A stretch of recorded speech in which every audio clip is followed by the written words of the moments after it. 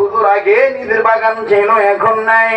আমনি মসজিদ থেকে যত খেজুর বাড়ান হাদিয়া, এগুলো খাই বরকত মনে করে বীজগুলো জমায় রাখি। নবী আমার ডাক দিয়ে বলেন, বন্ধু আমার, তাইলে আপনার 50টা খেজুরের বিচি আর আমার হুজরা খানা থেকে 200, 300-250 হয়ে গেল 750 নাকি? তাইলে বাকি থাকলো 1000, ওইটার কত? আবার নবী ওসমানের দিকে তাকে, ওসমান ওসমান যত লাগবো ততই দিম। নবী কয়, খেলার সাথে আল্লাহ জড়িত। যান 4 জনের 4-250 বিসি খেজুর এক জায়গায় করেন। এবার এক জায়গায় বিসি করা হলো। আল্লাহ রসুল সবাইকে বললেন, একটু হাত দাও। সবাই সম্মিলিত ভাবে একটু হাতায় দিলেন। আর নবীজি বললেন, ওমর রে, তোমার তরবারি কি সবই থুয়েছো? কয় না হুজুর, কইছেন মেজাজ ঠান্ডা থাকবো, এই লেগে আমি আগের তো নেই গুন্দার মধ্যে 2টা লইছি। দুইটা কে লেগা? কয়েকটা হলো আত্মরক্ষার লেগা, সুন্নত মনে করে সেফটির লেগা। এই যে দেখেন, ইসলাম যে আনকমপ্লিট ধর্ম নয়, কমপ্লিট ধর্ম, এটা প্রমাণ।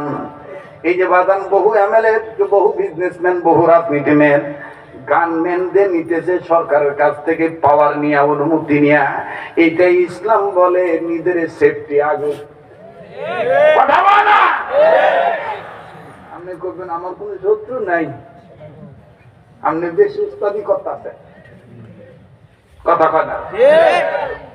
আমার হাদি সরল মনের ছিল বিদায়, হাদি এই হাদির এই দুর্বলতার বিষয়টাকে নিয়ে হাদিকে এভাবে জখম করা হয়েছে।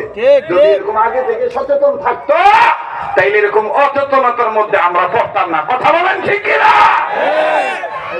যে কাজ করেন, রাজনীতি করেন আর না করেন, নামাজি হন আর যাই হন, আমার বন্ধুগান যে যেমনে থাকেন, নিজের সেফটি নিজে গ্রহণ করবেন।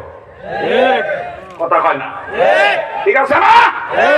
আল্লাহ পাক কবুল করুক, জোরে কোন আমিন। তো এইবার হযরত ওমর কয়, হুজুরের ছোটটা দিন না বড়টা দিন?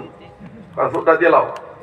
তা ছোটটা লইছে, লইয়া আল্লাহ রসুল, এই দেখেন আল্লাহ রসুল যে কৃষক নবী ছিলেন, কৃষি যারা কৃষক তাদেরও তো নবী, এই প্রমাণ আসতেছে। আল্লাহ রসুল কি করলেন? তরবারিটা নিয়ে, ছোট খন্দকটা নিয়ে 10টা দাগ দিলেন সোজা করে। ওমর কয়, হুজুর দাগান কেত, দাগ দেন করে? আমি যে লাঙ্গলের মতন এটা সোজা করে দিতেছি, কাতার সোজা করতেছি, এক একটা লাইনে এক একটা দাগে 100টা করে বিসি লাগানো হবে। তাহলে 1000